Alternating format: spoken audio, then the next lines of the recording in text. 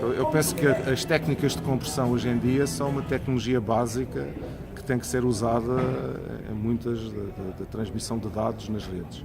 E, portanto, a extensão da compressão na transmissão do front haul entre a cabeça de rádio e o servidor base, banda base, vai ser essencial.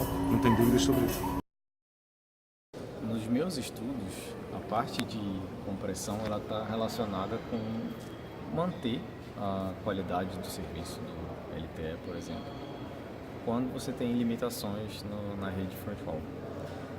E, assim, compressão está nesse meio quase que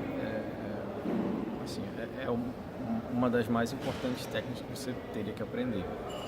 A gente fez mais de um estudo desde que eu entrei com essa visão de como eu posso comprimir a informação que precisa ser mandada, né, sem degradar significativamente a qualidade do usuário. Então, todos os estudos que a gente fez tinham assim como fator limitante a carga, a capacidade do front haul e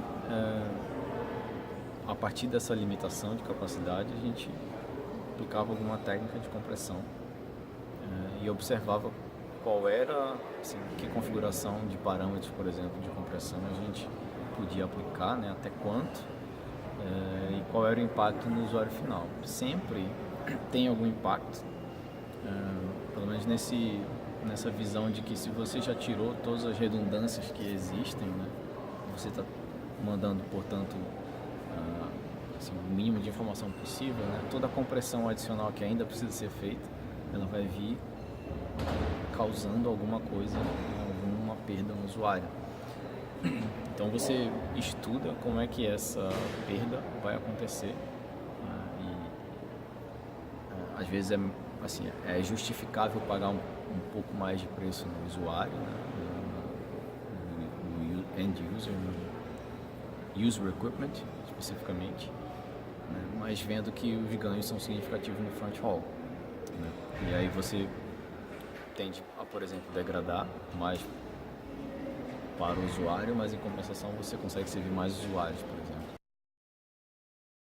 Em si, ele tem aumentado de tamanho, aumentado em outras dimensões, não só a resolução, mas a amostragem de crominância, a resolução de bits por banda de cor, isso tudo faz aumentar o tamanho do vídeo.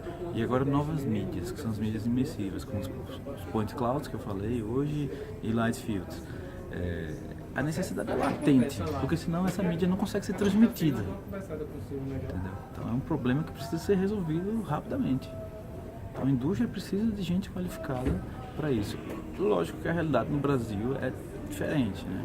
Geralmente a indústria de codificação está muito associada com a indústria de microeletrônica, empresas que trabalham no nível de microeletrônica. Aqui no Brasil é uma indústria que não existe. Então, seria mais. Eu vejo muitas posições fora do Brasil. A gente na Samsung tem 2 posições abertas hoje, mas fora do Brasil diversas, tanto na área de codificação quanto na parte de streaming também, em todos os níveis. Aí já é mais difícil responder, porque eu acho que isso depende, inclusive, do tipo de serviços e também há técnicas de compressão que são muito eficientes, mas o tempo de processamento é algo que tem que ser tomado em consideração. E, portanto, uma coisa é estar a comprimir dados quando a utilização não é feita em tempo real, em que eu posso ter mais tempo de compressão e otimizar o tamanho do ficheiro final, mas aqui para transmitir dados na rede, o tempo de processamento vai ser um parâmetro importante. E, portanto, eu posso ter um ficheiro maior do que gostaria, portanto, otimizar menos na compressão, digamos assim, mas com isso gastar menos tempo na técnica de compressão para ser mais rápida a transmissão da informação. Eu acho que há aí um balanço que tem que ser feito entre as duas coisas.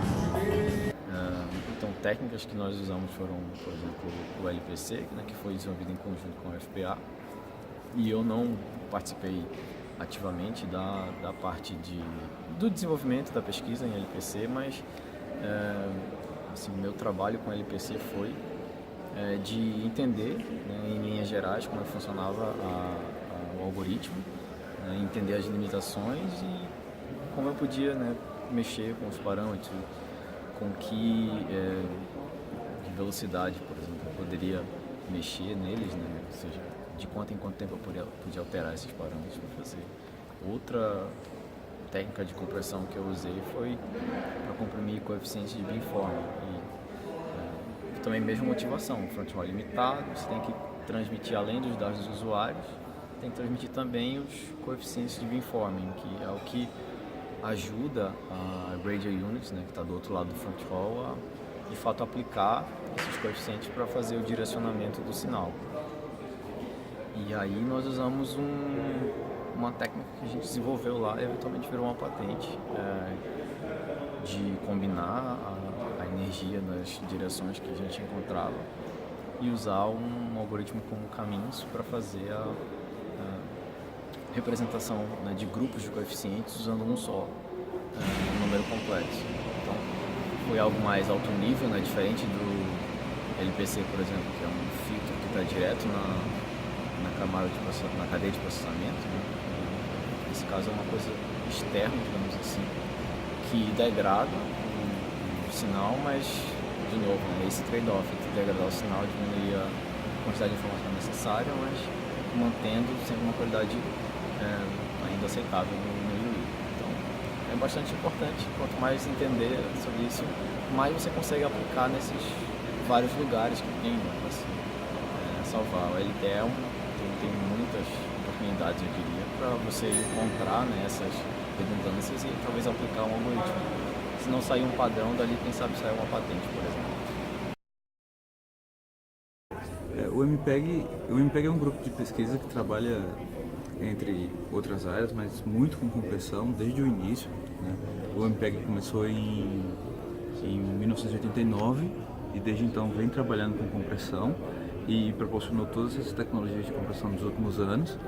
E ultimamente, hoje você consegue encontrar facilmente mais de 800 pesquisadores e toda a indústria hoje procura por mais pesquisadores. Há uma demanda muito grande por novos pesquisadores na área de compressão de vídeo e você vê uma dificuldade muito grande de se encontrar gente que tenha todos os fundamentos que a área de compressão necessita, né? Que vem a parte de teoria de informação, a parte de processamento de imagem, habilidade de codificação, um pouco de conhecimento de hardware, a parte de análise de complexidade algorítmica, também que é muito importante em codificação. Então, eu acho que essa é a parte importante que precisa para uma pessoa estar na área de codificação de vídeo, né? É uma competência transversal, precisa ter um conhecimento bom em todas essas áreas. Isso assusta um pouco as pessoas, mas é uma área bem interessante, muito espaço para publicações. As publicações são geralmente bem relevantes.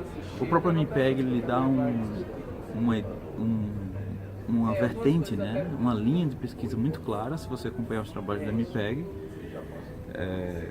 Eu acho que é uma área interessante para a pesquisa. Assim. A rede tem que ser redefinida, os nós da rede estão que ser definidos. Aliás, eu não estive a falar nisso, mas a arquitetura da rede como nós conhecemos hoje vai desaparecer completamente. O 5G já não tem muitos dos nós que ainda existem nas redes celulares tradicionais e com isto, basicamente, um computador, eu vou ter cabeça de rádio e vou ter um computador e não preciso de mais nada. Porque todas as funcionalidades que hoje em dia existem vão estar dentro de um ou vários servidores, ou computadores, como queremos.